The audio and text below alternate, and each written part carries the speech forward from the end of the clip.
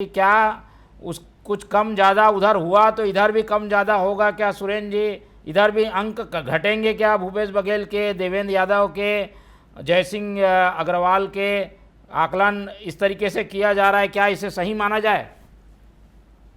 ये देखिए, ऐसा है कि बिहार में जो चुनाव हो रहा है वहां पर इंडिया गठबंधन जो है उसमें आरजेडी जो है प्रमुख रूप से पार्टी है। और कांग्रेस वहां एक सहयोगी पार्टी के रूप में 61 सीटों पर चुनाव लड़ रही है।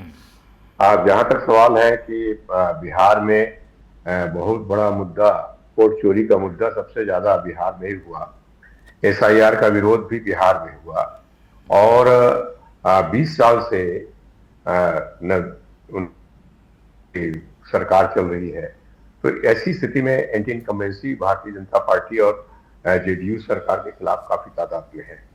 तो जहां तक सवाल है, आम जनता के दृष्टि से ये कहा जा सकता है कि वहां बहुत संभावना ये है कि इस बार एनडीए का जो गठबंधन है वो पराजय के स्थिति में आ जाए।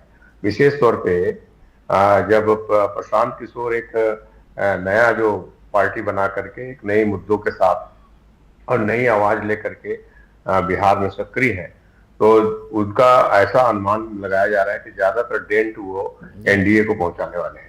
ऐसी परिस्थिति में बहुत संभावना है कि कांग्रेस पार्टी वहां पर विजयी हो और इंडिया गठबंधन जो है सरकार बनाने में सफल हो। अब जहां तक आपने कहा मूल्यांकन का प्रश्न है, तो मूल्यांकन का प्रश्न ऐसा है कि जो भी व्यक्ति दूसरे प्रदेशों में चुनाव प्रचार करने जाता है, तो वो एक वहां पर व्यवस्था को देखता है, संगठन को देखता है, अनुशासन को देखता है, उन सारी चीजों को देखता है और अपने क्षमता के अनुसार पूरा प्रयास करता है। मगर निर्णय तो क्षेत्र की जनता करती है, जो 5 साल में या उम्मीदवार का मूल्यांकन करती है, पार्टी का मूल्यांकन करती है, सरकार का मूल्यांकन करती है। इसलिए वहां की जीत को यहाँ के नेताओं की जीत कहना या वहां की हार को यहाँ के नेताओं के हार कहना दोनों मेरे हिसाब से उचित नहीं है। उसी तरह से भारतीय जनता पार्टी के जो कार्यकर्ता गए हैं वो भी ये नहीं कह सकते इन्होंने जाकर जितवा दिया।